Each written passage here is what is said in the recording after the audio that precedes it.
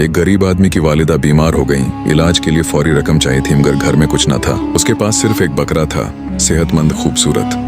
यही उसकी पूंजी थी। आखिर उसने उसे बेचने का फैसला कर लिया। वो उसको लेकर की मंडी तरफ निकला। उसने बकरे को लेकर मवेशी मंडी की तरफ चल पड़ा।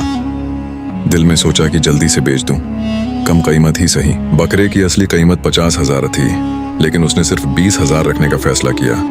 तंग दस्ती ने मजबूर कर दिया। मवेशी मंडी में कई खरीदार आए, कीमत पूछी, लेकिन इतनी कम कीमत सुनकर सबको शक हो गया। लोगों ने सोचा इतना सस्ता, जरूर बकरे में कोई ऐब होगा। कोई खरीदने को तैयार न हुआ। बेचने वाला बहुत परेशान हो गया।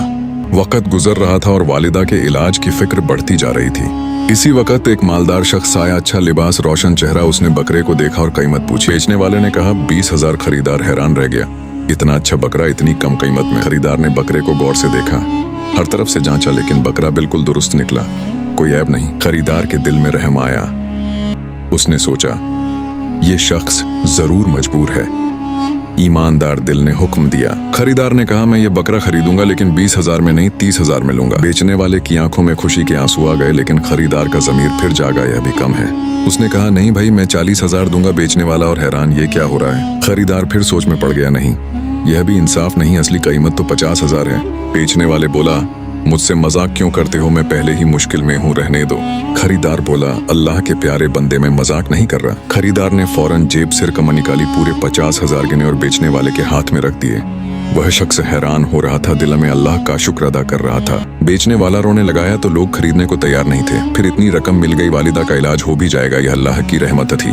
वो रोकर अल्लाह का शुक्र अदा कर रहा था। उसने पूछा है मेरे अल्लाह के प्यारे बंदे, आपने असली कीमत मुझे क्यों दी? आप तो 20,000 में भी खरीद सकते थे, फिर इतनी रकम में कैसे खरीद लिया? खरीदार ने कहा क़यामत के दिन अल्लाह और रसूल को क्या जवाब देता? खरीद और फरोख्त में इंसाफ जरूरी है। मुझे जो इंसाफ लगा, अल्लाह पाक को हाजिर नाजिर करके मैं ले लिया। रसूल अल्लाह का फरमान है खरीद और फरोख्त में इन सामान खरीदो, किसी की मजबूरी नहीं। तो फिर मैं कैसे रसूल पाक का फरमान नहीं मानूं? जो मेरे महबूब ने फरमाया मैंने वैसे किया।